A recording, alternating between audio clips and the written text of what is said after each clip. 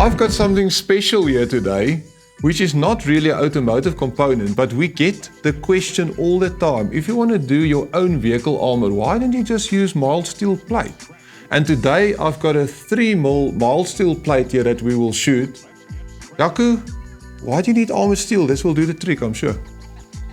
Well, having shot a lot of materials in the past, I know what's going to happen.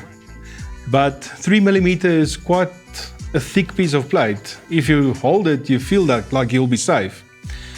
But let's shoot it and use the super high-speed camera. See what happens.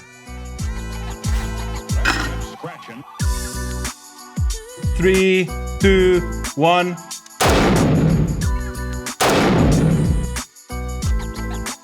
Let's get scratching.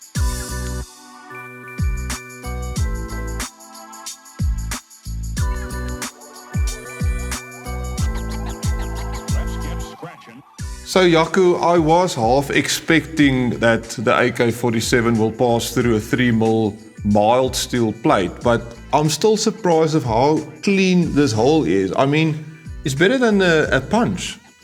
Exactly, but if you consider the speed of this round, there is no time to deform. It just punches straight through.